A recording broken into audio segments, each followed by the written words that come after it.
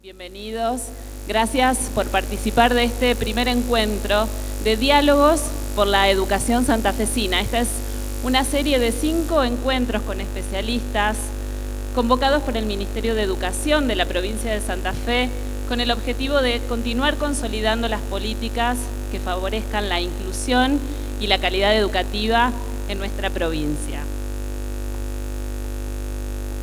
Hoy en este primer encuentro nos acompaña la ministra de Educación de la provincia de Santa Fe y el licenciado en Filosofía y máster en Política Social de la Universidad de Brasilia, Mario Volpi. Agradecemos la participación de la subsecretaria de Planificación y Articulación Educativa del Ministerio de Educación de Santa Fe, Karina Gerlero, de las delegadas regionales de Educación de la región 2, Nodo Rafaela, de los equipos directivos de la región 2, Nodo Rafaela, que aquí están presentes, y referentes de educación de toda esta región. Y para comenzar este diálogo, vamos a conocer un poco más en profundidad al especialista invitado. Mario Volpi es, como decía, licenciado en Filosofía y máster en Política Social de la Universidad de Brasilia. Es oficial de proyectos del Fondo de la ONU para la Infancia, UNICEF en Brasil, donde coordina el programa de ciudadanía de adolescentes. Inició su actividad con adolescentes como educador en 1984 en una institución para los niños alejados de la vida familiar. Enseñó historia y geografía en la secundaria baja. Desde 1987 a 1989 trabajó como educador social con niños y niñas en situación de calle. Fue miembro representante del Movimiento Nacional de Niños y Niñas de la Calle en la movilización para la aprobación del Estatuto del Niño y del Adolescente, que fue presentado al Congreso y aprobado en 1990.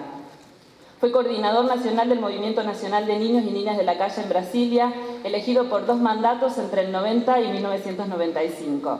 Fue asesor del Instituto de Estudios Socioeconómicos, ONG especializada en seguimiento de los proyectos de ley relacionados con la defensa de los derechos de los niños y adolescentes en el Congreso hasta 1999 y desde entonces es oficial de proyectos de UNICEF en Brasil y coordina el programa de ciudadanía y adolescentes. Ha escrito y organizado numerosas publicaciones, entre ellas Las normas sociales y el dilema del trabajo frente a la educación para jóvenes de bajos ingresos, 10 desafíos para la escuela secundaria 2014, Situación de la adolescencia brasileña en 2011, El derecho a ser adolescente, Adolescentes y jóvenes, participación social y política, Adolescencia, educación, formación profesional e ingresos, La voz de los adolescentes, El adolescente y el delito, Interfaces de educación con el sistema de protección especial, Sin libertad, sin derechos.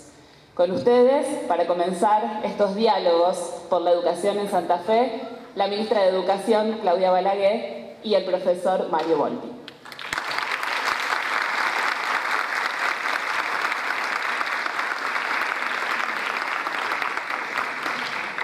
Hola, muy buenos días. Buenos días.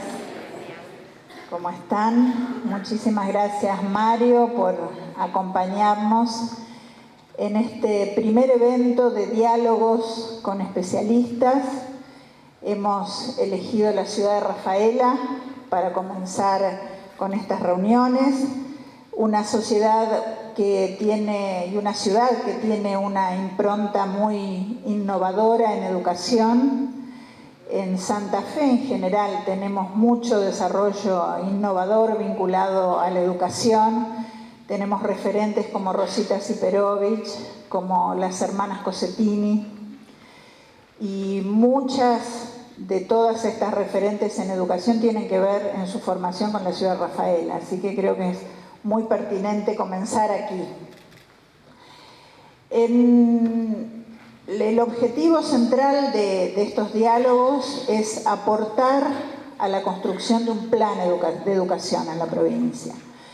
Santa Fe viene trabajando de manera muy innovadora, como decía, pero también de manera sistemática a través de distintos procesos, por ejemplo el de capacitación docente, que es Escuela Abierta, donde están participando todos los docentes de la provincia, un proceso de formación en servicio durante 3 años, muy importante, yo creo que histórico para nuestra provincia. Y fundamentalmente allí y en muchas otras instancias de participación vamos recogiendo opiniones, propuestas, desarrollos que van haciendo los mismos docentes y las mismas escuelas en educación que nos parecen absolutamente valiosos. Todo eso va a confluir y va a aportar a este plan que estamos pensando y que también quiere recoger las voces de otros, no solo las voces de los docentes, de los directivos, de los supervisores, sino también las voces de los chicos, y estamos desarrollando dispositivos para tener esas voces también presentes en nuestra planificación. Las voces de los ciudadanos. En Santa Fe tenemos la firmeza y el desarrollo en los últimos años de trabajar en planificación estratégica con participación ciudadana. De hecho, el Plan Estratégico Provincial Visión 2030 fue trabajado en 90 asambleas ciudadanas desarrolladas desde el año 2008 en todas las regiones de la provincia, y allí siempre damos a los participantes a elegir temas. Bueno, quieren trabajar este tema, el otro, y se conforman comisiones. Bueno, educación es uno de los más votados, Mario. Es uno de los temas más votados por los ciudadanos y creo que esto es una muy buena noticia, porque realmente que tengamos una ciudadanía preocupada por la educación significa mucho. Bueno, sistematizando también la opinión de los ciudadanos, de los chicos, de los docentes, de los directivos, y bueno, ahora con esta ronda con especialistas, que por supuesto también va a aportar, creemos, muy significativamente al desarrollo de este plan. Bueno, un poco como para comenzar a dialogar, saber un poco tu opinión sobre la escuela hoy, ¿no? Sobre qué pasa hoy en la escuela, cómo debería ser la educación, cómo debería ser la escuela. Tenemos como dos extremos. Los que piensan que la escuela debe hacer todo y ocuparse de todo y resolver todos los problemas de la sociedad. Y el otro grupo que piensa que en realidad la escuela ya está muy obsoleta y que lo que podemos hacer es trabajar con información en internet, sobre todo en la secundaria y en la educación para adultos, ¿no? Y que eso suplanta de alguna manera el rol de la escuela como institución. Queríamos un poco conocer tu opinión sobre estas opiniones tan divergentes que encontramos hoy en la sociedad. Muy buenos días. Yo les pido perdón por mi portuñol, yo creo que nos vamos a entender, pero si hablo alguna palabra que no entienden, pueden preguntar a los vecinos, que siempre hay alguien que hace una interpretación de las palabras que vamos a usar, pero es un gusto mucho grande estar acá para esta charla. Cuando el Ministerio de Educación me invitó, yo pensé inmediatamente en una cosa fundamental que hay en la educación, que es aprender. Porque nosotros escuchamos hablar de muchas experiencias que están aconteciendo aquí en Santa Fe y tenemos mucha curiosidad. Ayer tuvimos la oportunidad de dialogar con los técnicos que están coordinando estos programas, especialmente los programas de inclusión, esta idea de traer los jóvenes de vuelta a la escuela, que es un desafío enorme para la mayoría de los países latinoamericanos. Nosotros nos concentramos muchos años en pensar que si hubiéramos hecho una inversión en los primeros años de la vida de los niños, todo iba a pasar bien. Había esta idea que si invertísemos en los 3 primeros años de vida de los niños, estimulando, haciéndoles cuidándoles, protegiéndoles, los niños iban a se desarrollar. Se pensaba se decía que los 3 primeros años de vida son decisivos porque los neurones se están formando, las sinapsis están conectando los neurones. Había toda una idea de desarrollo infantil que es muy importante, que es verdad. Estos procesos están de hecho aconteciendo, pero se empezó después a decir, no son solamente los 3 primeros años de vida, son los 5 primeros años. Después se dice, no son solo los 5 primeros años, los niños deben estar alfabetizados, porque si están alfabetizados se va a lograr que van a seguir su curso de la vida y se van a desarrollar. Pero al final empezamos una serie de estudios, de investigaciones, y concluimos que no hay magia, no hay nada que se puede hacer para resolver los problemas de la vida, que la vida es una sucesión de ciclos de desarrollo, que es necesario haber inversiones en todos los ciclos. No se puede pensar que no, lo vamos a hacer para cuando están pequeñitos y después está resuelto. Lo que descubrimos es que para consolidar los logros que tuvimos en los primeros 10 años de vida, es necesario tener una nueva inversión en la segunda década de la vida, que es muy importante. La adolescencia es una fase decisiva de la vida, es una fase que en la cual se desarrollan procesos que solo ocurren en esta fase de la vida.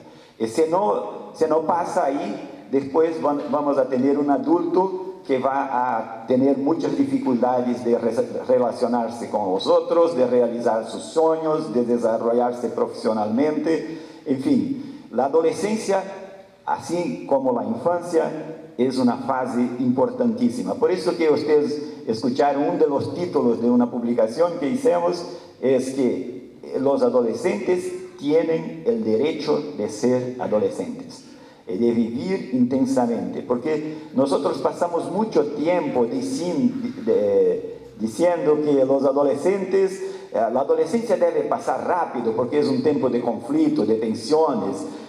Tuvimos una visión distorcida, se dice, de la adolescencia. Entonces, yo estoy hablando esto para decir que la educación no es un proceso mágico que, si hacemos en un determinado tiempo de la vida, cumple su tarea y después no pasa más nada, no es más necesaria. La educación es algo que está presente en nuestra vida y que tiene un objetivo central. Entonces, aquí yo quería volver a su pregunta de la escuela, porque la escuela tiene muchas funciones, pero tiene un único objetivo, que es garantizar a los niños, a los adolescentes, a los adultos, el derecho de aprender. Esta es la centralidad de la escuela. Pero para hacer esto, para un niño que es muy pobre, no basta darle las lecciones, las lecciones. Es necesario entender su contexto, apoyarlo. Un niño que tiene conflictos en su casa, no basta que no es suficiente que en la escuela el profesor le diga las lecciones que tiene que aprender. Hay que tener comprensión, hay que tener apoyo, hay que tener protección a este niño. Entonces, yo quería plantear aquí como un inicio de esta conversa que la escuela, la política de educación debe estar muy concentrada en garantizar el derecho de aprender. Pero para hacer esto no puede pensar que solamente enseñando al niño va a garantizar ese derecho.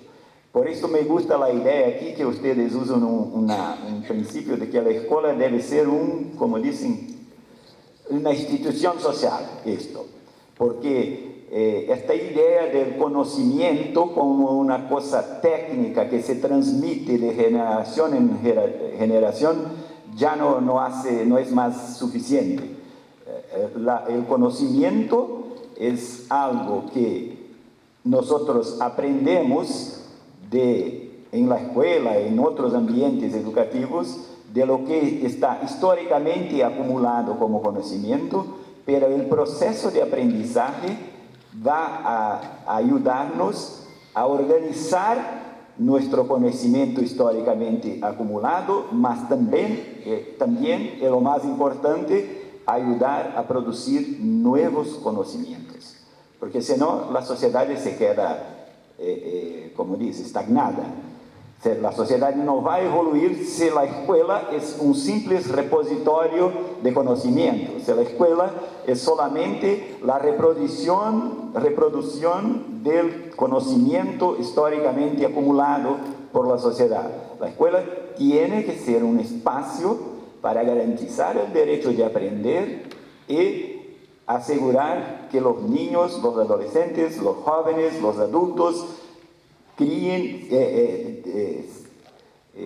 usufruan de este espacio para producir nuevos conocimientos. Estas son algunas ideas iniciales para nuestra charla. Mario, hablas del derecho a aprender. Nosotros estamos habituados a hablar del derecho a la educación. Ahí hay una diferencia, ¿no?, entre pensar en un derecho u otro derecho.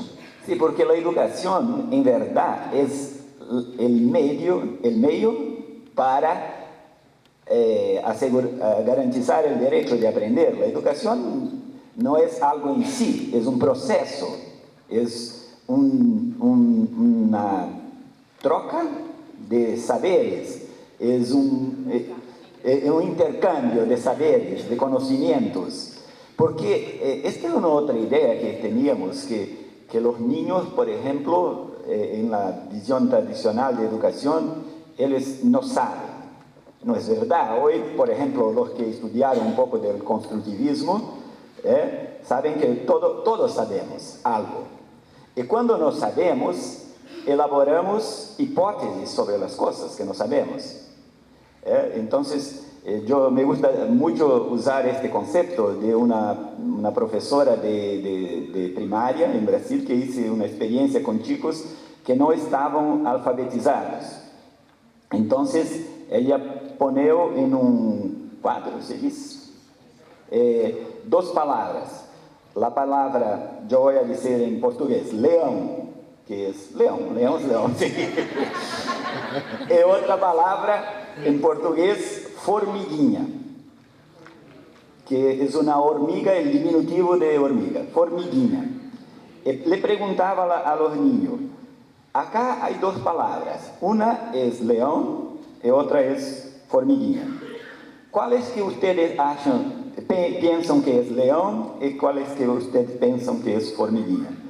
Obviamente los niños dijeron esta y indicaron la palabra formiguinha. Esta es el león, porque el león es mayor que la hormiga. Es una hipótesis totalmente aceptable. No es una ignorancia decir esto para quien no es alfabetizado. Entonces, ¿cuál es el rol del educador en este momento? No es decir, estúpido, no sabes. No, es decir, muy bien, hiciste una buena hipótesis sobre esto. Pero yo te voy a enseñar algo que las palabras, el tamaño, se dice, el tamaño de las palabras no corresponde al tamaño de las cosas que las palabras significan. Esto es un concepto muy difícil para un niño adquirir. Entonces, para hacer con que aprenda, es necesario saber cuál es la lógica que está por detrás de lo que estás enseñando. Si no, no aprende.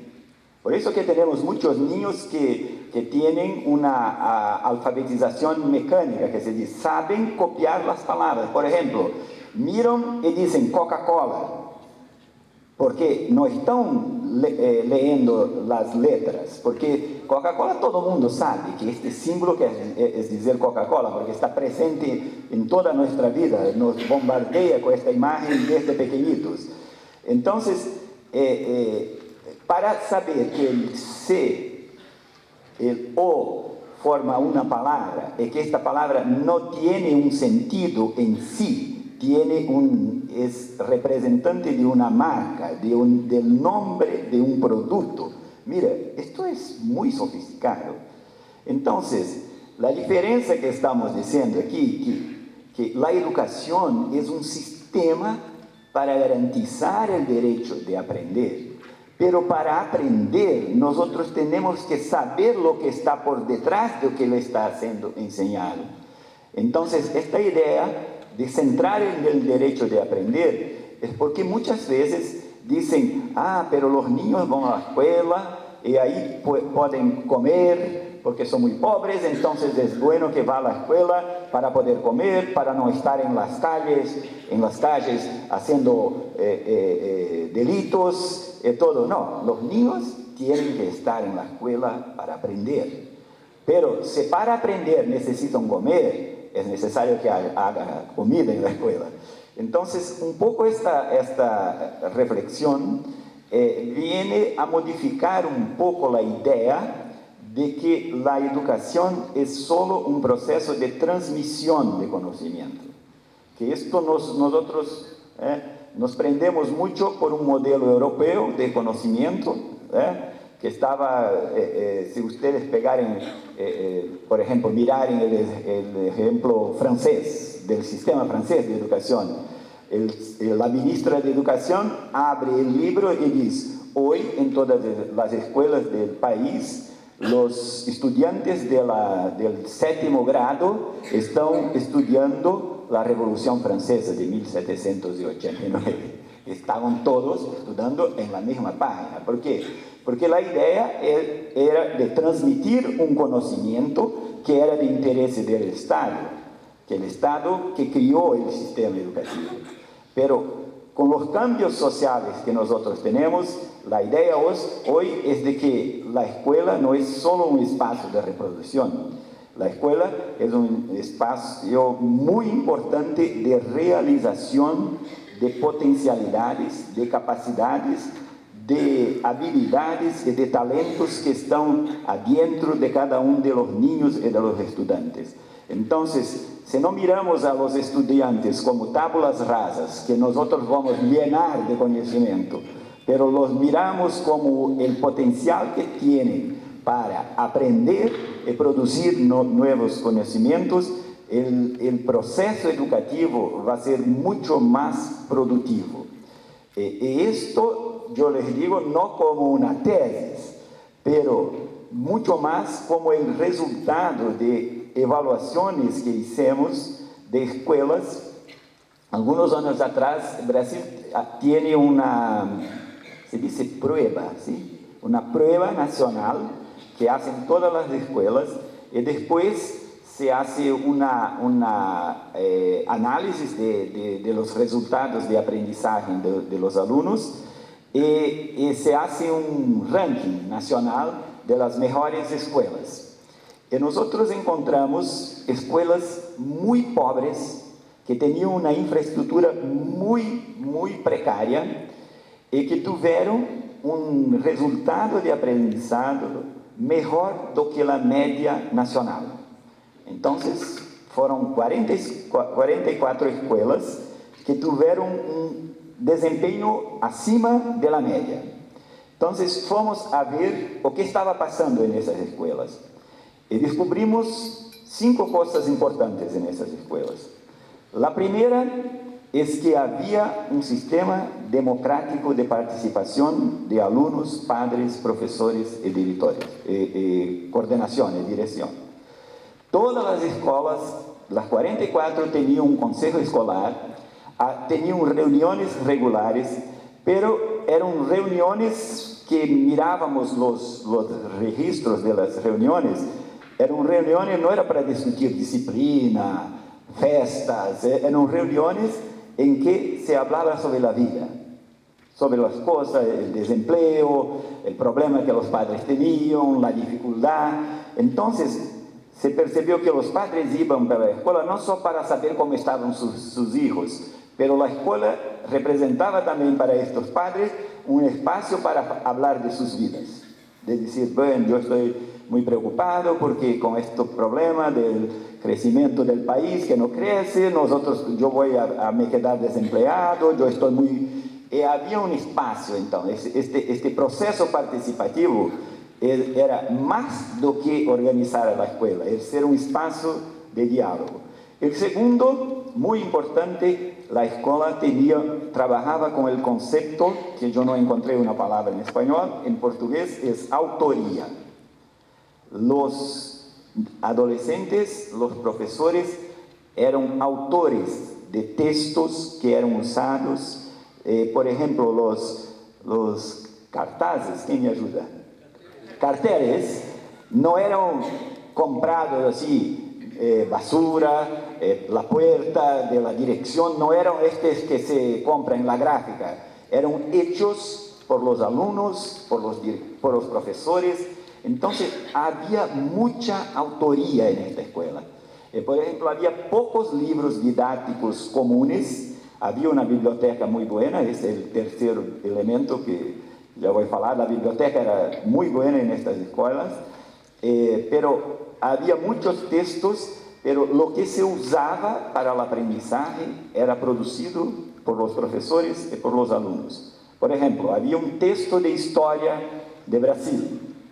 Este texto fue escrito por el profesor, que era usado para discutir y después hacer un teatro sobre esto, tenía una visión crítica. Bueno, segundo elemento importante, autoría. Los profesores, cuando entrevistábamos a los profesores, ¿por qué te gusta trabajar en esta escuela? Bueno, porque acá me siento produciendo algo que es mío, que tiene mi firma, mi marca. El tercer elemento es esto que le hablé, que tenía una biblioteca, tenía recursos que no eran recursos, por ejemplo, las clases, las carteras, las mesas eran muy viejas, casi que inadecuadas, pero tenía una biblioteca, una saleta, una sala pequeña, donde ahí estaban libros y había un concurso de las 44 escuelas, había como 20 que hacían un concurso para los alumnos que más leían. Entonces había una medalla, ¿se dice? Medalla de oro, de plata y de bronce para cada semestre los alumnos que más retiraban libros de la biblioteca y presentaban una reseña al final para decir que tenían lido el libro. Entonces, esto de incentivar la lectura, y podía ser cualquier cosa que estaba en la biblioteca, podía ser un romance, una historita, unos cartoons, la lectura, lo importante era leer. El cuarto punto era que había muchas actividades al externo de la escuela. Claro, la escuela no tenía una infraestructura buena, los profesores buscaban en la comunidad espacios donde hacer las actividades. Entonces, había una interacción muy fuerte con la comunidad, un diálogo. Entonces, por ejemplo, no tenían un teatro como este para hacer presentaciones, pero cerca de la escuela había un teatro como para 80 personas. Los alumnos producían sus piezas y prestaban este teatro para ir a exhibirlas para la comunidad. Entonces, esto generaba todo un sentido de conocimiento. La comunidad conocía a los alumnos. Dice, este es el chico de la escuela que hice este personaje en el teatro que hicimos. Y el quinto punto de esto le va a gustar a todos ustedes. Los salarios eran buenos. Había una inversión por una decisión, entonces todos los profesores, pero escuelas muy pobres, en comunidad, pero todos los profesores tenían un curso superior y recibían un apoyo para hacer posgrado. La formación de los maestros era algo decisivo. Entonces, estos 5 puntos que hicimos nos ayudó, no para decir que la escuela no necesita de infraestructura, por el amor de Dios, no vamos a decir esto, porque no esta es la idea, pero la idea era ver que para allá de la infraestructura, que no es suficiente tener una infraestructura, que se puede, cuando hay estos 5 elementos, que va de la participación, esto de la lectura, es lectura, se dice, lectura. Esto de la lectura es fundamental, porque hoy es una habilidad que yo creo que nosotros estamos perdiendo, porque hacemos lecturas muy rápidas de las cosas. Si, yo no voy a hacer esa pregunta porque está la ministra aquí, pero si yo le preguntase cuántos libros nosotros leemos, este grupo leo esta semana, no serían muchos. ¿Por qué? Porque nosotros estamos muy conectados y leemos noticias de 10 líneas. Y después, ¿cuántos de nosotros leemos una noticia hasta al final en la internet? Muy pocos. Leemos las 10 primeras líneas, tenemos la información que creemos que era necesaria y no leemos más. Y la lectura es importante porque crea, principalmente en los niños, pero también en los adultos, un repertorio insubstituible. No hay otra forma de producir un repertorio mental de reflexiones, de relaciones, de lógica, de visiones, de conocimientos de otras culturas, otros temas, otras palabras que nunca oímos, que no sea la lectura. Porque la televisión nos ayuda, el cinema nos ayuda, pero mire cuántas palabras se tiene que procesar en el cerebro para, después para leer un libro. Es un proceso muy complejo de aprendizaje esto. Entonces, esto es un tema que mostró que fue muy eficaz en los resultados de aprendizaje en estas 44 escuelas y que nosotros precisamos rescatar. Es esto. Sí, muy interesante. La verdad que para nosotros también el vínculo con la comunidad, la participación de los padres, la interacción con otras instituciones en el barrio, en la localidad pequeña. Bueno, cuando hablamos de la escuela como institución social y la escuela abierta, un poco hace referencia a esto, ¿no? De que vincularse, abrirse, salir de los muros de la escuela ayuda mucho a los aprendizajes de los chicos. Y esto creo que está demostrado. Hay incluso experiencias internacionales como comunidades de aprendizaje, que nosotros también estamos estudiando y trabajando ya con alguna experiencia piloto en Santa Fe, porque creemos que todo esto está evaluado y ha dado un resultado positivo, así que nos parece interesante. El otro tema que nos preocupa y mucho, creo que a toda América Latina, es la escuela secundaria y los chicos que abandonan y los chicos que repiten y que a consecuencia de esas reiteradas repeticiones luego tenemos el abandono, sobre todo en un contexto donde en toda Latinoamérica estamos tendiendo a que la escuela secundaria sea obligatoria, ¿no? Y sea un paso más que todos los jóvenes tienen que realizar en este proceso de la educación. Nosotros, bueno, creo que ya los equipos te han comentado del plan Vuelvo a Estudiar, que es un plan que se trabajó no solo con docentes, sino también con lo que nosotros llamamos el gabinete social de la provincia de Santa Fe. Nuestro gabinete social está conformado por 8 ministerios: Cultura, Desarrollo Social, Infraestructura, bueno, una cantidad de ministros, Seguridad también, Justicia también, que están participando de esto, de bueno, cómo recuperamos a esos chicos que abandonaron la escuela y los motivamos y les generamos trayectorias educativas que les permitan seguir y terminar la escuela aprendiendo. O sea, son una cantidad de factores que por eso también lo hacemos con otros ministerios, ¿no? Para poder cubrir los distintos aspectos que hoy hacen a que los chicos no estén escolarizados. En ese sentido, nosotros lo hemos tomado como un programa importante en cuanto a la inclusión socioeducativa de los chicos en la escuela y lo seguimos trabajando, intensificando. Hemos generado nuevos actores dentro de la escuela para que hagan un seguimiento de estos chicos. También algunos tutores, consejeros juveniles los llamamos, que son chicos que están más cercanos en edad y le pueden transmitir otras cosas de las que les transmitimos los docentes.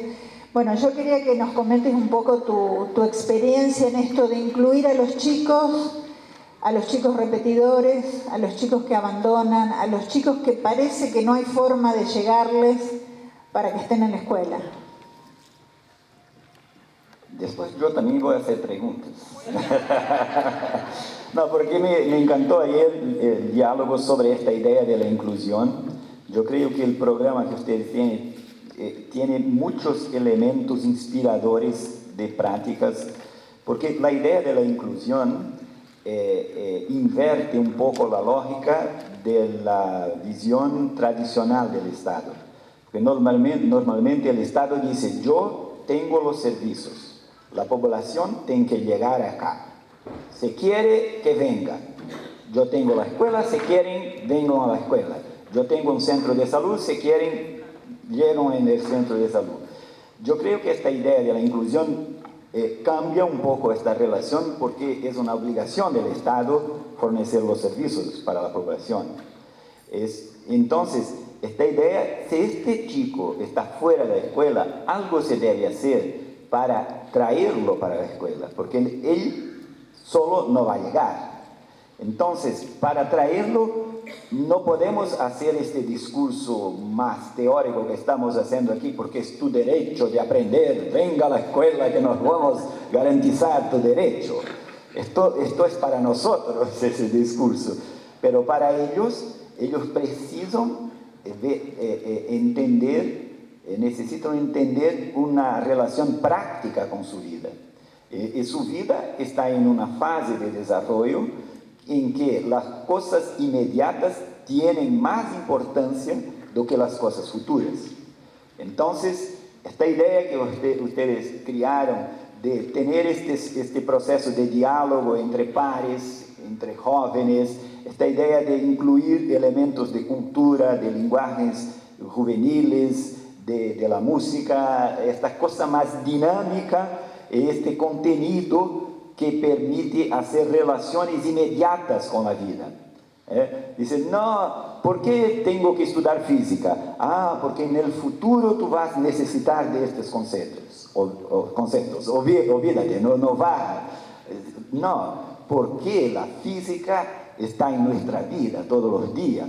Hacemos cuentas, hacemos relaciones, vemos espacios, conocemos materias, sabemos si la casa no va a caer o no va a caer. Entonces, yo digo, por ejemplo, en Brasil, los niños que viven en favelas tienen muchos conocimientos de física, porque si no, estas favelas no sobrevivirían a los temporales, a las lluvias. Entonces, hacer la relación con la vida real es muy importante. Entonces, a mí me gustó mucho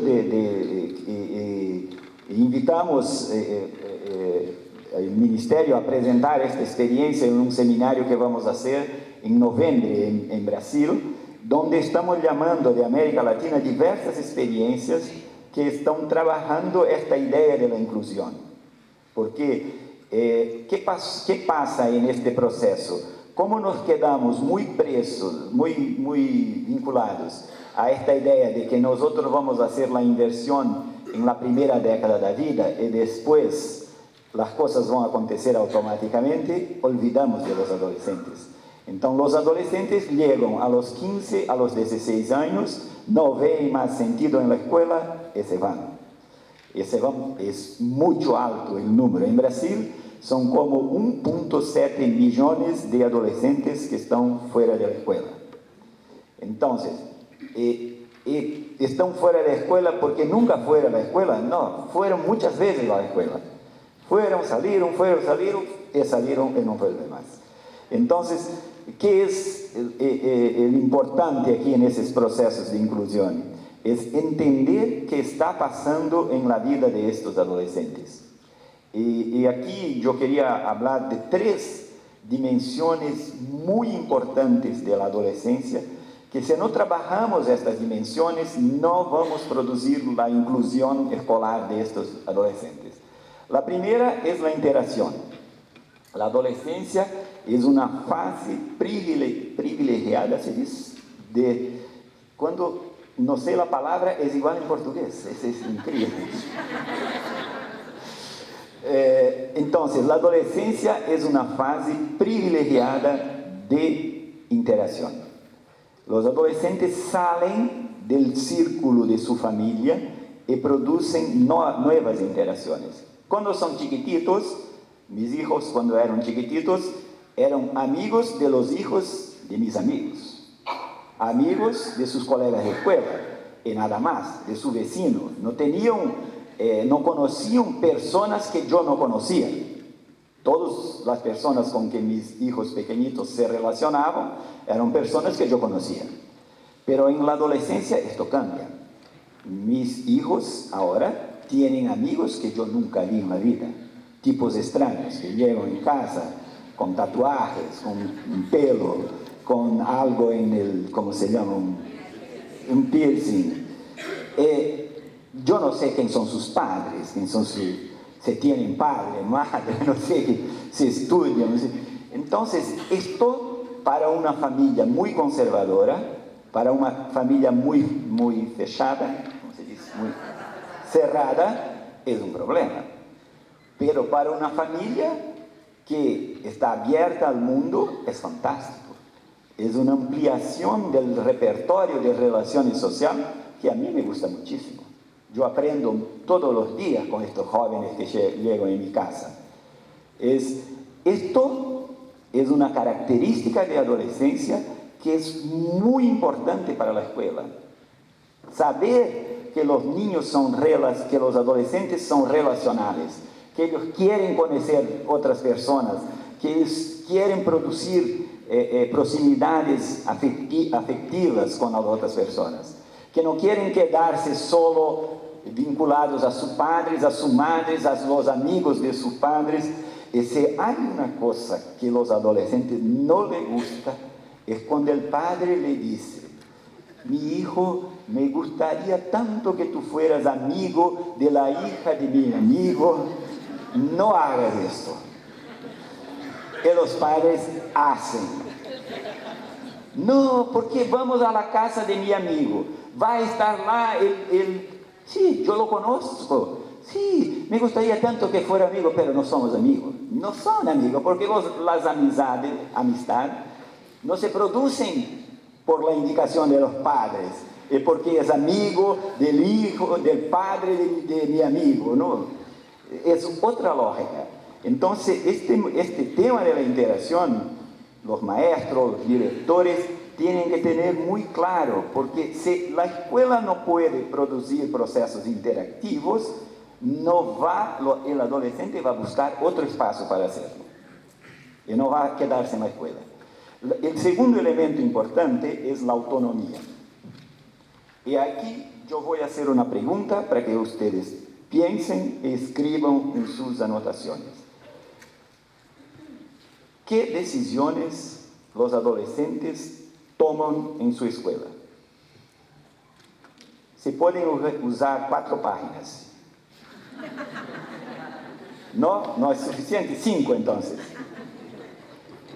Esto es una pregunta importante, porque la adolescencia es un momento de autonomía, de crear sus reglas, de comenzar a tomar decisiones, de asumir responsabilidades progresivas. Y si la escuela no es un espacio que facilita la autonomía, si ustedes no llenaron 4 hojas, estamos con un problema. Este modelo de escuela que yo hablaba de autoría, que ahora poderíamos transformar un poco en autonomía, es esencial para captar este momento de la vida.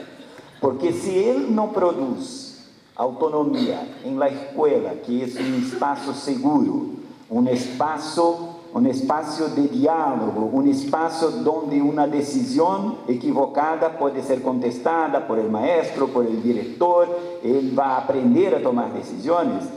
él va a tomar decisiones fuera de la escuela, en espacios que le permiten a tomar decisiones, como hacer parte de una gangue, como dice aquí, de una... ¿Cómo es? ¿Gangue? ¿Es gangue también? Bandilla. Va a tomar decisiones ahí, porque ahí se siente, porque es un momento específico de la vida donde se aprende a tomar decisiones y se descubre cómo es bueno tomar decisiones, tener autonomía. El tercer elemento importante de la adolescencia es la identidad, que es el momento en que los adolescentes comienzan a aparecer para el mundo como quieren aparecer. Porque siempre comparando con los hijos pequeñitos, los padres les ponen la ropa que quieren poner, le cortan el pelo como quieren, pero en la adolescencia ya empieza la producción de la identidad. Yo soy un tipo A o un tipo B, un tipo C, yo quiero aparecer, yo quiero tener un pelo largo, todo desarrumado, yo quiero ser un cara muy arrumadito. Ustedes deben percibir esto todos los días en la escuela, ¿sí? Con los chicos, cada uno tiene su estilo. Y esto es muy importante, esta producción de una identidad, que es el momento en que la crisis de identidad genera la falta de autoestima. ¿Se dice autoestima también? Que es el elemento fundamental para el aprendizaje. Nadie que no le gusta a sí mismo va a aprender, porque sus energías son tan opresoras consigo mismo que piensa que no puede aprender. Entonces, la autoestima no es solamente un problema de imagen, es un problema de capacidad.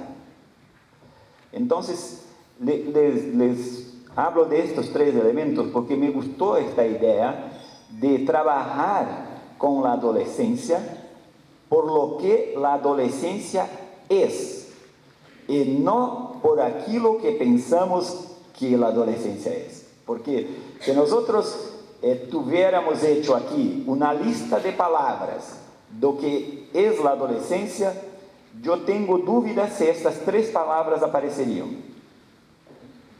¿Alguien de vocês les ocurriría estas tres palabras, así como las primeras? Probablemente aparecería crisis, conflicto, tensión, rebeldía, ¿no es?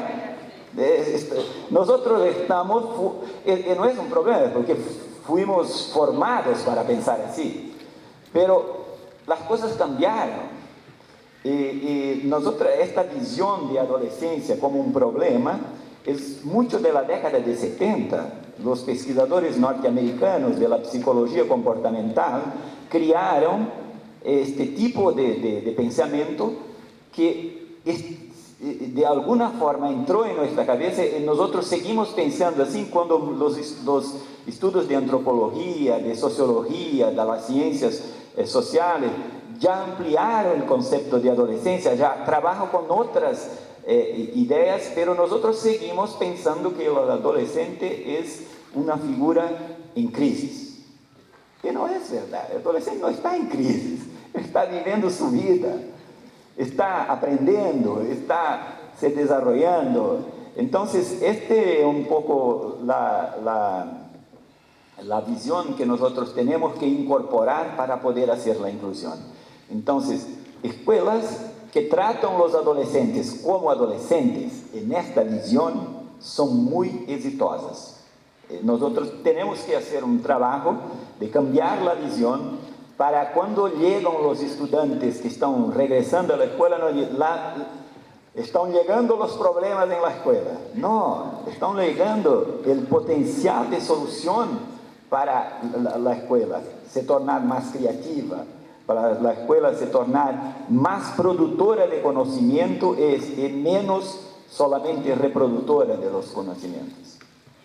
Sí, pensaba que importante el rol del profesor, ¿no? Del profesor y de la escuela, que en lugar de ser expulsiva sea inclusiva, y teniendo en cuenta esto de la identidad, de la autoestima, de todas estas cosas que se están formando en ese momento en cada uno de los chicos.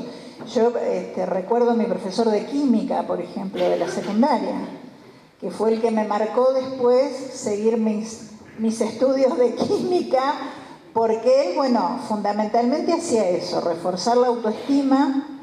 Yo le planteaba, bueno, me parece que es una carrera muy difícil, no sé si voy a poder. Sí vas a poder, ¿cómo no lo vas a poder hacer? Tranquilamente, y te vamos a dar apoyo en otro horario de la escuela para que puedas hacerlo. Y otra cosa que hacía muy positivamente a mi criterio era esto que vos decías de vincular la química a la vida cotidiana. Decir, bueno, vamos a extrapolarlo a esto que te pasa, o a esto que le pasa a tu familia, o a esto que le pasa a la sociedad, cómo influye. Bueno, yo creo que si cada profesor pudiera hacer esto, de llevar su asignatura a la problemática cotidiana de manera más contundente, muchos lo hacen, y lo hacen muy bien, pero siempre decimos que lo tienen que hacer todos para que la cosa dé resultado en cada uno de los chicos. Y también esto de darles las posibilidades de que pueden hacerlo. Y vos me contabas también con un grupo de chicos repetidores que le inculcaste de alguna manera esto vinculado a la historia, ¿no? Sí, sí. No, entonces, antes de hablar de esto, de la historia, yo, cuando tuvimos una entrevista aquí ahora, que me preguntaron sobre Paulo Freire. Paulo Freire es un educador brasileño que es una referencia muy importante sobre educación. Él tenía un concepto de educador que yo creo que es muy completo y habla de esto que decías, de esto del educador ser una referencia positiva en la vida de los adolescentes. Él usava las siguientes palabras. Yo no sé si el portuñol me sale bien, pero decía: educador es aquel que tiene una experiencia anterior en la historia, una vivencia anterior en el mundo y experiencias significativas a compartir. Es un concepto muy completo de educador, porque experiencia anterior en la historia es saber que las cosas no acontecen por acaso, que la historia es resultado de las relaciones humanas, de las decisiones que se toman cuando se hace elecciones, cuando se escoge una profesión, cuando se decide participar o se decide no participar, que la historia es hecha por los hombres, que las cosas no necesitan se quedar así como están, que elas pueden cambiar, la sociedad puede ser mejor, la sociedad puede evoluir. Entonces, pero si el profesor no tiene esta noción de historia, de que no tiene esta vivencia anterior en la historia, de saber que las cosas no están predeterminadas, entonces no va a ayudar a este niño a soñar, a ser un sujeto activo en la sociedad, porque dice, no, las cosas siempre fueron así, nada cambia, los poderosos siguen mandando, aconteça lo que aconteça, nada va a cambiar. Bueno, si nada va a cambiar, yo no voy a hacer nada. Pero si al contrario, si el educador tiene esta visión de la historia, que las cosas cambian, sí, las cosas fueron muy peores en los países, en el mundo, ya estamos muy mejores en algunas cosas, en otras estamos peores, pero la posibilidad de hacer cambios es muy, muy, muy amplia. Y la segunda idea que me gusta también es que la idea de que tenga una vivencia anterior en el mundo. Por mundo es mundo, no es saber que el mundo es mayor que la ciudad de Rafaela. El mundo incluso es mayor que Argentina. El mundo es mayor que Argentina y Brasil juntos. Esta idea, porque mira, para un chico que está lá en una comunidad muy pobre, o mesmo que está en un destes como llaman ustedes esos condominios muy de clase alta, estos, los countries, para un chico que está ahí, para él, la vida se resume a aquel universo. El educador es que dice, mira, es mucho mayor do que esto, no precisa vivir aquí. Por ejemplo, los niños que yo trabajaba en una favela, que era una situación de mucha privación, yo decía, mira, el mundo es muy mayor, tú puedes ganar el mundo. Tú no necesitas quedarte toda la vida aquí trabajando en trabajos precarios, ganando bajos salarios. La educación te va a dar condición de construir tu casa, de conocer el mundo, de salir de este espacio. Entonces, esta dimensión es de ayudar a los niños, a los adolescentes a soñar. Sí. El tercer elemento, este es el elemento que referiste aquí, que es experiencias significativas a compartir. Este profesor de química le gustaba la química. Imagínate un profesor de química que no le gusta la química, porque nadie le va a aprender, va a aprender los más interesados, pero yo conocí muchos educadores que trabajaban con temas complicadísimos, pero eran tan interesados que no era un compartilhamento de información, era de vivencia.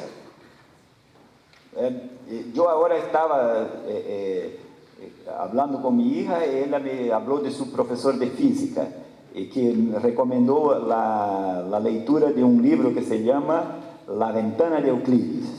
Entonces mi hija estaba diciendo, compramos el libro y estamos leyendo los dos, porque es algo fascinante. Este profesor de química está motivando mi hija, de física, está motivando mi hija a estudar y me motivando a estudar física, que nunca me gusté, porque es diferente la perspectiva. Este libro cuenta la historia de cómo los conceptos de la matemática y de la física nacieron conjuntamente. Entonces empiezan en Séneca, pasan por Euclides, van por Pitágoras, hablan, y la historia les cuenta que cómo hacían los ejércitos para contar los soldados que habían muerto. Esto es fantástico. Le cortaban el pene, porque se cortaban un dedo, podrían tener dos dedos y falsificar. Entonces, como el pene solo hay uno, cortaban el pene para contar cuántos soldados tenían siendo muertos. Entonces, mira, hablar esto para adolescentes se queda muy interesado, pero si te dices, no, porque había los ejércitos llegaron a ocupar, la historia tiene cosas muy interesantes para estudiar, muy fascinantes, pero el tipo usó este ejemplo para hablar de matemática y de física. Este libro es muy interesante porque tiene todas estas historias que generan un interés en el conocimiento y una aplicación práctica que no lo hagamos nuevamente. Dejamos los muertos. Entonces, yo quería decir, yo fui profesor de una escuela para alumnos que tenían condiciones sociales muy complejas, y yo trabajé con una turma que eran llamados de multirepetentes. Multirepetentes porque tenían repetido 3 años o más. Entonces, en la escuela se decían, pero ¿qué vas a hacer con esta turma, con este grupo? Porque están muy desmotivados, no quieren estudiar. Y yo les decía, alguien que repitió 3 veces está desmotivado. Yo si repetisse una no volvía a la escuela nunca más. Este tipo repitió 3 veces y volvió a la escuela para estudiar. Es porque quiere algo en la vida. No es posible que 3 veces fue rechazado y vuelve a la escuela. Y yo decía, no es posible que este niño no quiera aprender. Entonces, yo intenté una innovación que después tuve mucho trabajo para reconocer con la Secretaría de Educación, pero al final la idea fue la siguiente. En el primer día de aula yo les dije, escucha, eran casi como 50 alumnos, Todos ustedes van a pasar en historia. Ustedes van a tener que responder a una única pregunta al final del año. Entonces, durante el año ustedes van a estudiar, descubrir cosas, y la pregunta yo la voy a dar hoy. Y la pregunta es, ¿el Brasil fue descubierto por acaso? Interrogación. Profesor, ¿cómo? ¿Es solo esta pregunta? ¿Sí o no? No. Si for sí, ¿por qué? Y si for no, ¿por qué? Toma, pero está fácil, yo voy a responder ahora. Responda, si la pregunta for bien respondida, no necesita sequer vir a la escuela. Entonces los chicos se quedaron muy nerviosos, pero ¿cómo? Debe haber algo por detrás de esto. No, es esto. Es esto. Esta es la pregunta. Ustedes ya estudiaron, había algunos que ya habían estudiado esto 3, 4 veces. Entonces, yo empecé hablando sobre lo que se habla del descubrimiento de Brasil, que Pedro Álvares Cabral, un portugués, salió de Portugal, estaba indo a las Indias, hubo una calmaría, perdió la dirección, hubo un viento, el viento le jugó y descubrió el Brasil, por accidente, por acaso. Esta es la historia oficial que yo aprendí cuando era pequeño, mi padre aprendió, hasta muy recientemente se hablaba de esto. Entonces, ¿creen ustedes que esto es verdad? Sí, parece que es verdad. Entonces empezamos a estudiar el expansionismo europeo, el mercantilismo, la tomada de Constantinopla, ¿cómo se llama este tratado de Tordesillas? Y los chicos comenzaron a decir, ¿tú piensas que los portugueses iban a dejar el territorio brasileño para los españoles ocupar? No fue por acaso. Ya empezaron a desconfiar. Y luego dije, bueno, yo les invito a traer a la escuela informaciones que nos ayuden a llegar a una conclusión, por sí o por no. Entonces, después de 5 clases, hablando, dando clases, informaciones, los adolescentes ya comenzaron a tener una visión ya sobre y empezaron a traer materiales, recortes de prensa. Un joven, su madre trabajaba como empleada doméstica en la casa de un historiador que yo después conocí, que estaba reescribiendo la historia, que trouxe un texto de este historiador de Rio Grande do Sul, en el sur del Brasil. Entonces llegó un tiempo que yo no tenía tiempo de leer todos los materiales que los alumnos traían a la escuela, porque se interesaron tanto. Esta pregunta estaba en la idea que iban a pasar de año respondiendo solamente una pregunta, les motivó que no habría una prueba con 10, 20 preguntas. Entonces todos los chicos fueron aprobados. Pero cuando llegó a la Secretaría de Educación, que había solo una pregunta en la prueba final, tuve un problema. ¿Pero cómo? ¿Cómo esto? No había la descripción de los contenidos que yo había abordado, porque no habló de las sesmarías, no habló de esto, no habló de... Pero los alumnos, el objetivo de estos alumnos era interesarse por la historia, no era aprender porque iban a aprender. Entonces, esta idea que yo estaba comentando ayer, que es de tener una capacidad, una autonomía pedagógica suficiente, el profesor, para crear ambientes instigantes. ¿Se dice eso en español? Instigantes. Sí, crear ambientes que produzan intereses por los adolescentes. Motivadores. Pero ahora yo le pregunto, yo quería entender un poco, porque estaba mirando este proyecto, en su visión,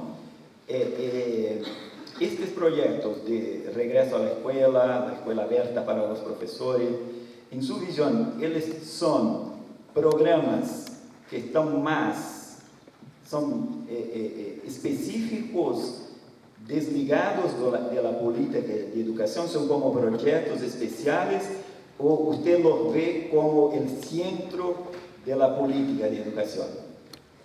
Sí, yo creo que, bueno, Escuela Abierta con el programa nacional también Nuestra Escuela es un programa extendido en toda la Argentina, ¿no? El programa Vuelvo a Estudiar no es creación de la provincia de Santa Fe y de nuestros educadores.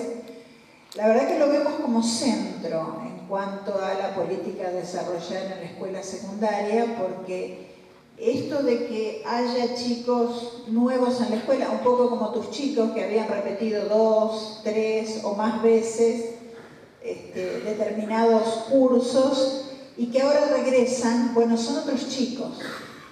Entonces, al ser otros chicos, hay que pensar también trayectorias educativas para esos chicos.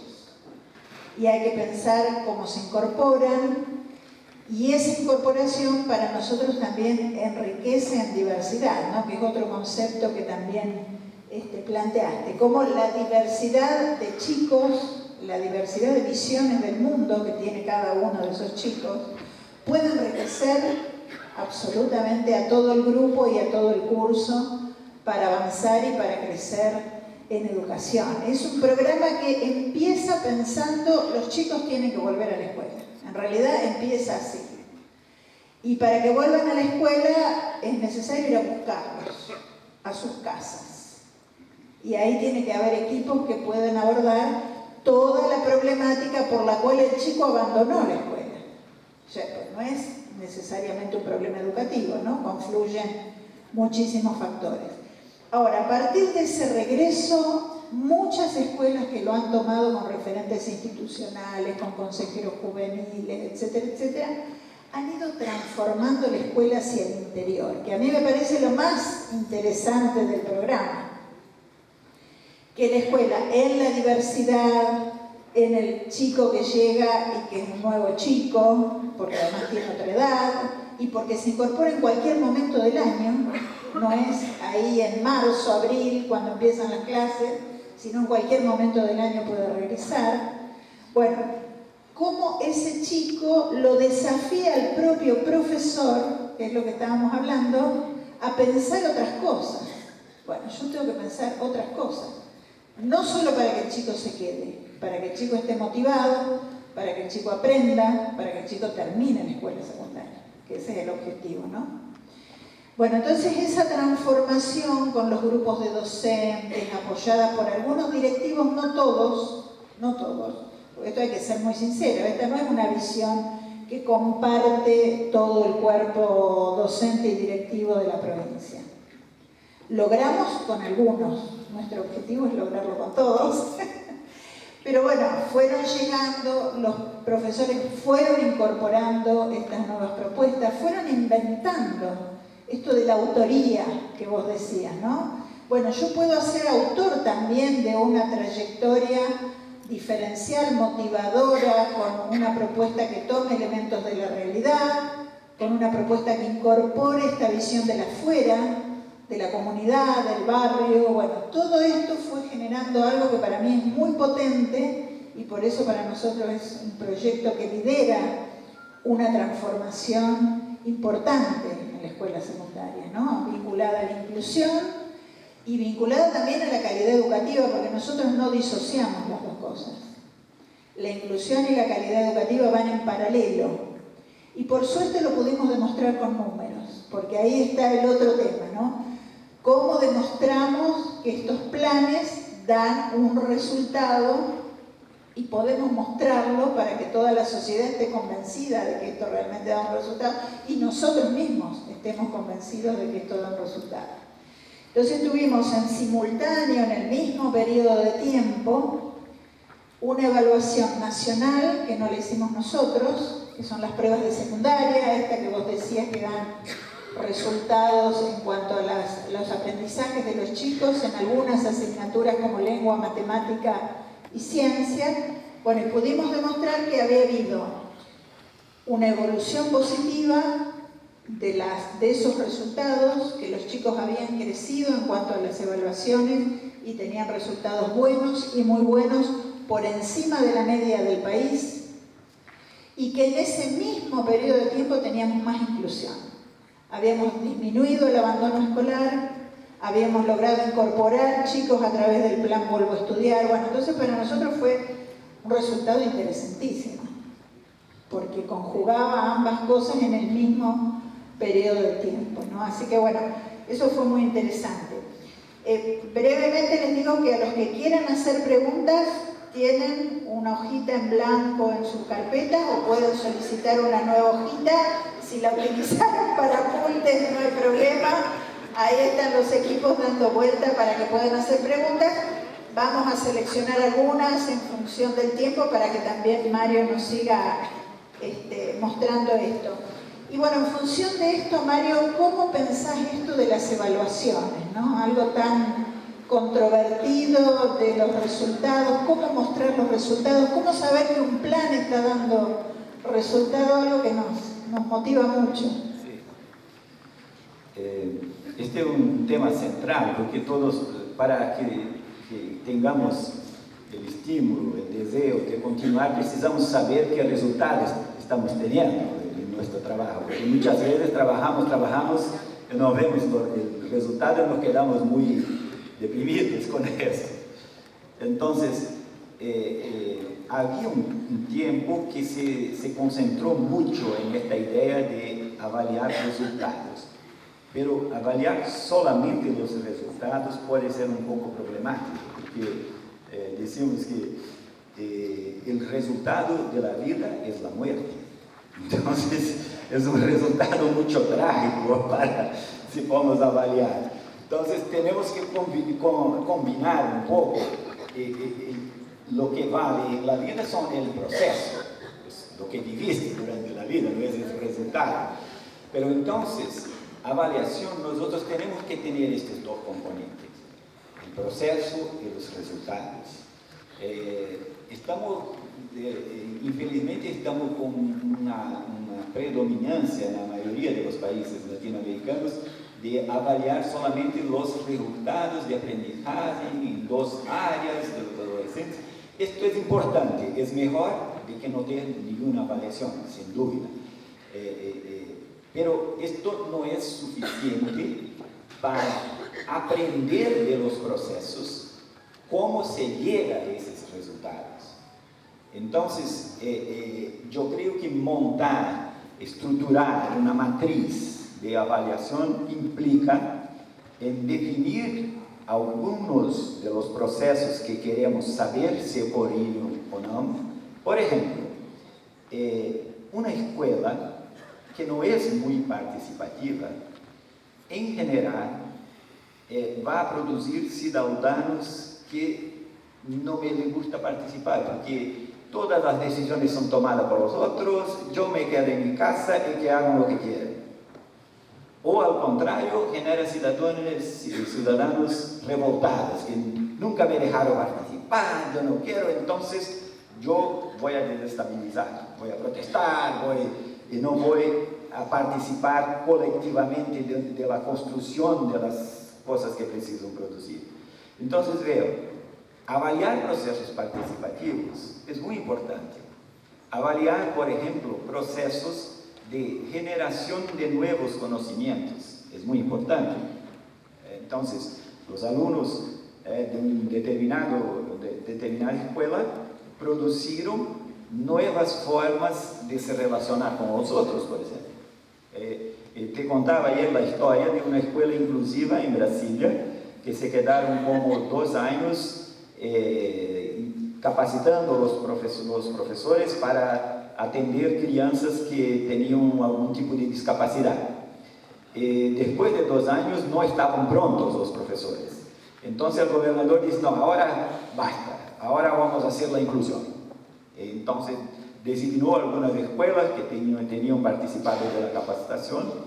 Estas escuelas empezaron a recibir niños que eran ciegos, zurdos, que en silla de ruedas, y entonces, después de 6 meses que esos niños estaban en la escuela, nosotros fomos a participar de una evaluación con la participación de los padres, de un grupo de padres en la escuela, de algunos representantes de los niños, los maestros, y un padre de uno de los estudiantes dicho que estaba muy feliz con la escuela porque él salió un día con su hijo, estaba caminando en la calle y había un ciego.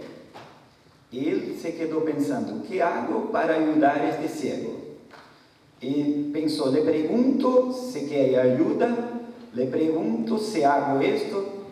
Su hijo de 9 años simplemente llegó al lado del ciego, el ciego pone la mano sobre su espalda y le ayudó a hacer esto con la mayor naturalidad. ¿Por qué? Porque en su escuela había colegas ciegos, él aprendió cómo ayudar a una persona ciega e hizo naturalmente eso. El padre se dice que se quedó muy orgulloso de su hijo, y se quedó muy envergonzado de sí mismo por quedarse como casi 10 segundos ahí pensando, ¿qué hago? Ayudo, mi hijo está junto, tengo que dar el ejemplo. El hijo no problematizó nada, porque él aprendió a hacerlo naturalmente. Porque entonces esta escuela, este padre dio un depoimento muy emocionado diciendo, esta escuela está ensinando a mi hijo a ser mejor do que yo soy, porque yo no sé cómo ayudar a una persona, yo soy muy reprimido, no sé si no quiero ser invasivo, no quiero hacer algo errado, y mi hijo va a trabajar con la discapacidad, va a relacionarse con la discapacidad naturalmente. Entonces ven que cuando avalías procesos, este proceso de inclusión hizo mucho bien para los alumnos que tenían discapacidad, porque se relacionan con diversos otros niños, pero hice mucho bien también para los niños que no tienen discapacidad, porque empezaron a hacer discusiones, el director de la escuela nos decía, empezaron a hacer discusiones sobre cómo ir a la cola de la merienda, porque cuando suena el sinal para salir, salían todos corriendo. Entonces, los ciegos, los zurdos, los que estaban en la silla de ruedas, siempre eran los últimos a recibir la merienda. Entonces, hicieron una reunión y dijeron, ¿ustedes piensan que esto es justo? Y dijeron, no es justo. Entonces, ¿cómo vamos a hacer? Entonces, empezaron, por medio de reuniones, de discusiones, llegaron a la conclusión que no se podía salir corriendo para ir a la cola, porque era muy injusto con los otros adolescentes. Entonces se estableció, y yo pude visitar esta escuela, es muy interesante porque suena el sinal y salen todos caminando. Es muy, porque ustedes imaginen la escuela, no sé, acá en Argentina, pero ustedes son un poco más disciplinados que nosotros, pero en Brasil salen como a 1000 por hora. Entonces, esto creó una dinámica natural, no fue una imposición del director, todos percibieron que no era posible salir corriendo, porque era muy injusto. Y se pregunta para estos niños, si era un problema para ellos salir caminando. No era, porque fue un problema en la primera semana, en la segunda semana había algunos que corrían, en la tercera, después de un mes, estaba totalmente naturalizado como una cosa buena de acontecer en la escuela, de no salir corriendo para no perjudicar los que tenían alguna dificultad de deslocamiento, de caminar o de irse al otro lugar. Entonces, esto que quería decir, que en las evaluaciones, estos procesos, estos resultados en términos de humanización de las personas, de sensibilización, de conocimientos prácticos en la vida, también son importantes, tanto cuanto el conocimiento de matemática, de lenguas, de los otros contenidos. Imagínate que si nosotros formos una sociedad inclusiva, ¿cómo será más fácil relacionarse en una sociedad inclusiva? ¿Cómo vamos a aprender con estas personas que tienen discapacidad? ¿Cuánto potencial tenemos de ser personas más sensibles, más solidarias? ¿Cuántos valores podemos adquirir en eso? Entonces, en los procesos evaluativos, la combinación de estos resultados, que son cosas más objetivas, con los procesos, que son cosas más subjetivas, son muy importantes para identificar cómo estamos avanzando en el sentido de garantizar que la escuela está ayudando a la sociedad a ser más democrática y más justa. Porque al final, la idea es generar el bienestar para toda la población. Entonces, como la escuela, que es un punto central del desarrollo, no hay desarrollo sin la escuela tiene un papel central en esto. Entonces, para avaliar este resultado más complejo, más de futuro, estos sistemas que combinam indicadores quantitativos de resultados e indicadores de processo, me parece que puede ser una buena inspiración para hacer sistemas de acompañamiento y de evaluación. Justo acá hay una pregunta que apunta también a este tema, ¿no? Una de nuestras docentes pregunta: si respetamos los puntos de partida de los alumnos, si enseñamos en contexto, evaluar a todos con el mismo dispositivo, ¿nos sirve para medir los resultados? Los resultados nos reflejarán la realidad de esos logros alcanzados si lo evaluamos a todos por igual. En función de esto que se plantea, ¿no? Que en general los dispositivos de evaluaciones nacionales, internacionales, operativos, podemos hablar de las ONE en Argentina, de las PISA a nivel internacional, son un único dispositivo. Entonces un poco esa reflexión en qué te parecía si hay que evaluar quizá con distintas cosas en función del contexto. Sí, yo creo que en verdad necesitamos de tener estos grandes sistemas de avaliación para hacer un poco estas comparaciones, para ver, pero la escuela no puede estar solamente envasada en este tipo de avaliación, porque estas son avaliaciones de gran escala que permiten saber en una medida dónde está mi escuela. Es más una referencia avaliativa. Pero es muy importante que la escuela desarrolle procesos avaliativos internos con instrumentos propios, que desarrolle sus instrumentos de avaliación. Para, por ejemplo, en un seminario que hicimos con adolescentes, ellos preguntaban en este seminario: ¿la escuela sabe lo que yo sé? Es una pregunta que generó mucho debate, mucha discusión, porque la segunda afirmación del adolescente es: bueno, si la escuela no sabe lo que yo sé, ¿cómo me va a enseñar lo que yo no sé? Entonces, esto es un poco esta pregunta que dice: hay procesos de conocimiento diferenciados. El alumno no llega en la escuela sin saber nada. Es muy importante que en la metodología los alumnos tengan la posibilidad de exponer a los profesores, a su grupo, lo que saben. Esto es un proceso que es muy más complejo do que simplemente llegar al primer día de aula de historia y decir: vamos a discutir historia del Brasil. ¿Qué ustedes saben sobre la historia del Brasil? Esto todo lo hacen, esto ya está. Pero no es esto. Es mucho más permitir que la producción de los alumnos, los textos que hacen, las actividades, los trabajos en grupo, las dinámicas escolares permitan al adolescente expresar su conocimiento. Es más de que decir: yo sé esto y esto. Esto es una discusión más metodológica que tendríamos que hacer de cómo se organizan los contenidos, porque nosotros aprendemos un principio en didáctica, en pedagogía, no sé si se ensina en Argentina, pero yo aprendí esto, que para ensinar algún concepto, debes comenzar por la parte más simple del concepto a la más compleja. O sea, esto es un principio genérico, pero nem siempre es así.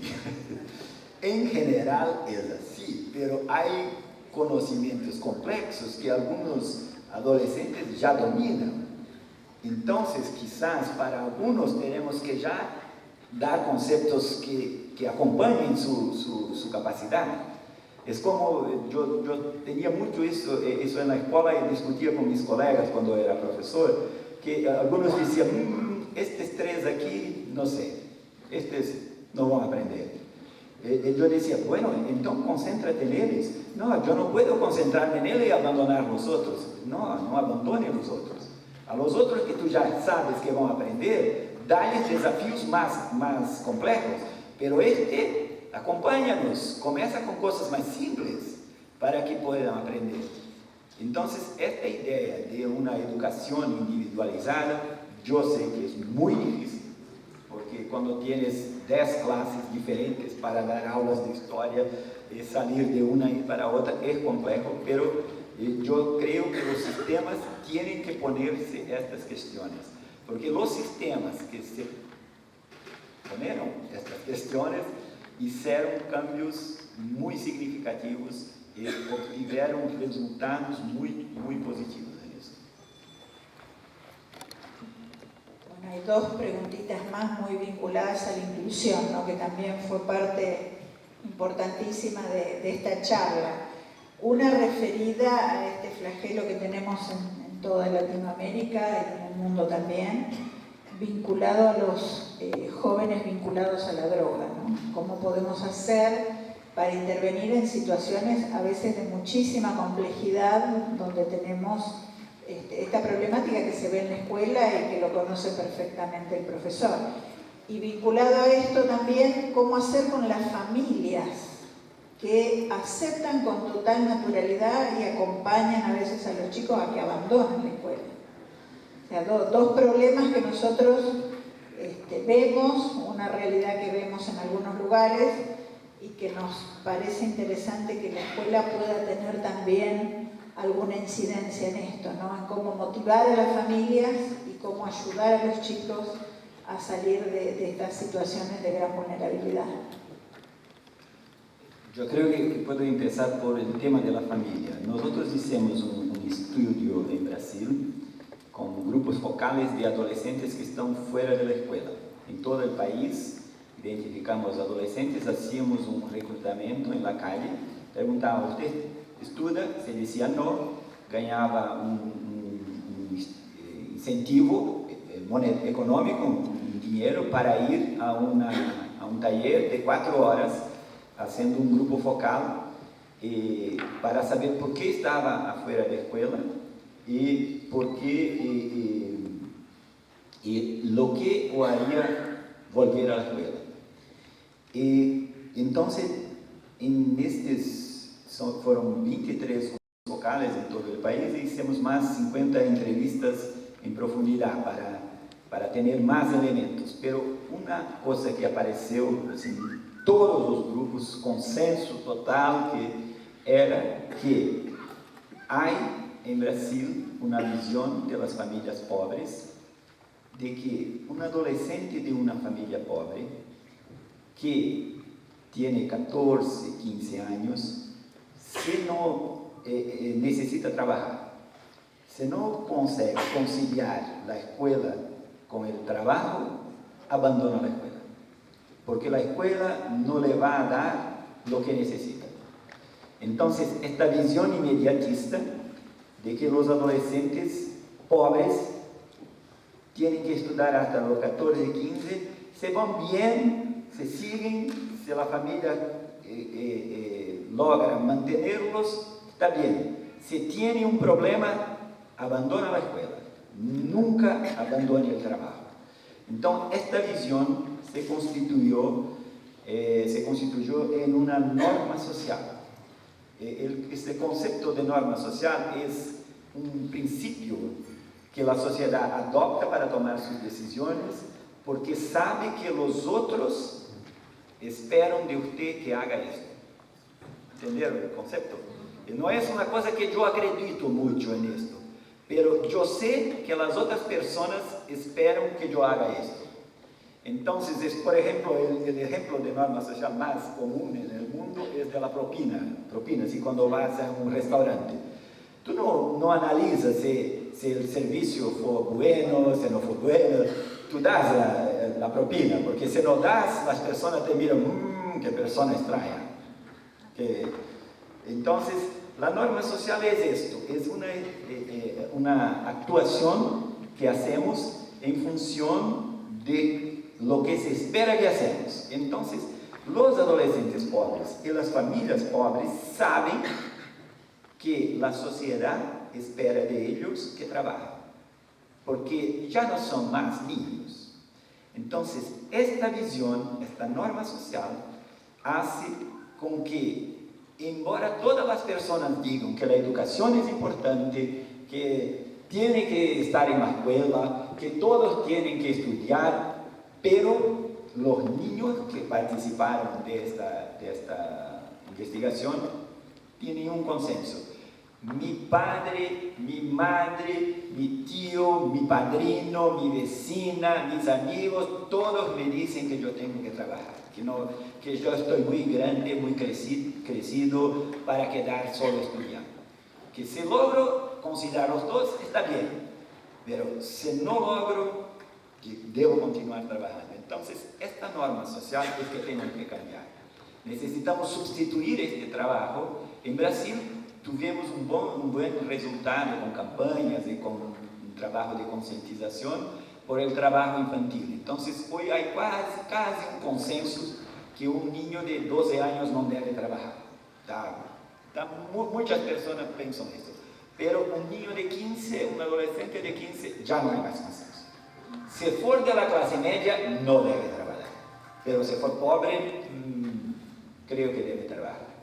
Entonces, esta visión contradictoria de la sociedad, que valoriza la educación, que cree que la política de educación es central para el desarrollo del país, pero no se aplica para los pobres. Entonces, esta es una norma social que necesitamos cambiar, que esta idea de la obligatoriedad de la educación de los 4 a los 17 es muy importante para generar una nueva norma social.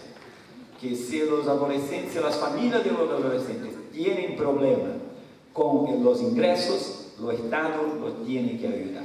No puede sacrificar los adolescentes para garantizar la supervivencia de la familia, porque al sacrificar al adolescente estamos reproduciendo el ciclo de reproducción de la pobreza, porque este adolescente que se va a quedar con baja escolaridad, con baja renda, va a tener un hijo que va a reproducir las familias. Entonces, acá la educación tiene un papel central en la ruptura con este ciclo de reproducción de la pobreza.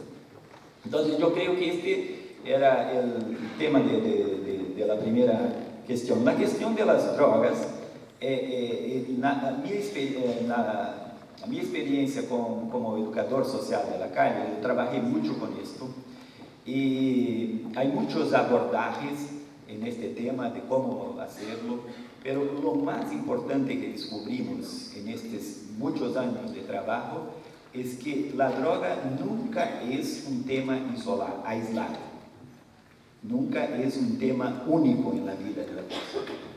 Que pensar que yo voy a abordar un niño, un adolescente, para resolver su problema de drogas, olvídate. Su problema, la droga es un síntoma, la droga es un aspecto de un conjunto de temas que están ahí. Entonces, nosotros comenzamos a observar mucho los niños de la calle que usaban drogas. Empezaban a trabajar, participar de las actividades lúdicas, recreativas, con talleres pedagógicos y esto, y después de 5 o 6 meses que estaban participando, yo miraba este tipo no estaba más usando drogas. Y no hicimos nada para no usar drogas. Pero ¿qué pasó? Que él, simplemente por sentirse valorizado, por sentirse parte de un grupo, por participar, por descobrir cosas que le gustaba hacer, fue gradativamente abandonando las drogas. Sí, estoy hablando de un otro tiempo, cuando la droga era el pegante, no era el crack, que tiene otro componente. Pero lo que aprendemos en esto es que la atención integral al adolescente es que va a permitir descubrir qué parte ocupa la droga en su vida. Porque todos esos procesos depresivos que tienen, es una discusión muy compleja, pero lo que es importante plantear aquí es que no hay como tener mágicas para resolver el problema de la droga. Y cuando llega en la escuela, la forma de administrar esto es garantizar que la escuela sea un espacio libre de las drogas. Sí, esto es importante. Entonces, si llega a la escuela, entonces trabajar el grupo en el sentido de comprender lo que está pasando y trabajar individualmente que está con la dificultad. Porque muchas veces nosotros hacemos un juicio sobre esto. Es un drogadicto, no quiere nada con la vida, esto no ayuda en nada. Lo mejor es descubrir quién es este sujeto por detrás de este estigma que tenemos con el uso de drogas. Entonces, yo creo que esto es un desafío para las escuelas de mantenerse en un espacio libre de las drogas, pero de saber administrar la presencia de adolescentes que hacen el abuso de drogas de forma a darles una atención individualizada. Me parece que esto es un camino bueno para seguir. Hay experiencias muy interesantes como desde otros lugares, ¿no? Un poco lo que vos decías, la experiencia de las orquestas infanto-juveniles, bueno, el maestro Abreu y todo esto que se ha diseminado por toda América Latina, ha ayudado a muchos chicos a salir de la droga. La experiencia deportiva, que requiere un entrenamiento, una constancia. Bueno, en Santa Fe tenemos las Olimpiadas santafesinas, que han participado más de 130.000 jóvenes y que por supuesto les ha generado otra motivación y otras ganas de hacer cosas. Y otro que nos parece muy interesante para profundizar es el tema de los proyectos de vida, ¿no? Cómo ayudarlos a encontrar un proyecto en la vida que vaya descartando estas otras opciones negativas. Hay la pedagogía emprendedora, que también hay mucha experiencia en Brasil en cuanto a trabajar esto desde los más chiquititos, esto de pensar en un sueño, cómo realizo ese sueño, cómo trabajo con mi maestra y con mis compañeritos para llegar a cumplirlo. Bueno, todas esas cosas pensamos que también ayudan, ¿no? En ese sentido. No, en esto nosotros hablamos en tres diferentes grupos en este. Hay este grupo de usuarios ocasionales de drogas que solamente por involucrarse en un proceso participativo, en un emprendedorismo, nunca más se van a usar. Hay un otro grupo que va a exigir un trabajo de acompañamiento médico más específico, pero abierto. Y hay un pequeño grupo, muy pequeñito, que va a necesitar de un trabajo clínico intensivo para hacer desintoxicaciones.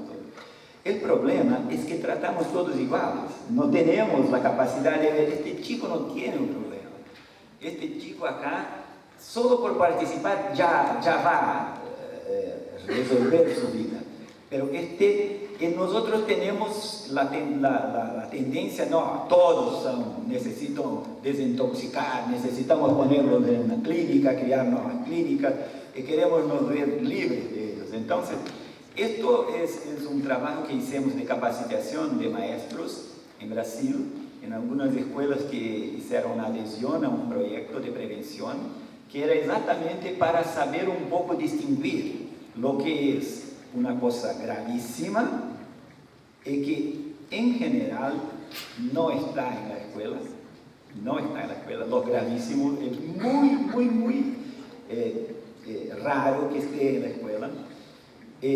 Lo segundo grupo es este grupo que tiene una drogadicción, pero se puede trabajar con ello. Este tercer grupo que es ocasional, pero solamente por tener un proyecto de vida, solo por estar involucrado en algo que le hace bien, que gusta de hacerlo, puede cambiar. Entonces, yo creo que esto es importante. Hay muchas metodologías, muchas abordajes que pueden ser útiles. Yo creo que lo más importante es no pensar muy catastróficamente cuando se piensa en las drogas, porque pienso que el mundo está perdido. Esta visión un poco pesimista no nos ayuda. Hay sí posibilidades de hacer el enfrentamiento de este tema de una forma profesional, fundamentada, con un buen abordaje, con instrumentos metodológicos claros para hacerlo. Bueno, Mario, la verdad que ha sido una charla muy enriquecedora, creo que para todos. Quisiéramos seguir exprimiéndolo un poquitito más, pero tampoco queremos abusar de tu generosidad y de la posibilidad de que nos transmitas todas las experiencias que has transmitido. Para nosotros ha sido un honor realmente tenerte en esta apertura de los diálogos con expertos, y desde ya, bueno, nuestro agradecimiento y nuestra también predisposición a seguir trabajando, a seguir colaborando, intercambiando opiniones en el nivel educativo, ¿no? Muchas gracias. Yo agradezco esta oportunidad. Estoy muy feliz de conocerlos. Estaba invitando, yo invito a todos a ir a Brasil. Están todos invitados, porque yo estoy muy feliz porque yo creo, cuando estábamos discutiendo los vuelos, yo estaba, para venir aquí es tan complicado y nosotros necesitamos nos integrar más como América Latina. Tenemos mucho que aprender. Sí, en algunos campos nosotros tenemos que aprender con los vinos que son maravillosos en Argentina, el dulce de leche, la carne que es maravillosa. No vamos a hablar de fútbol, por favor. Esto no.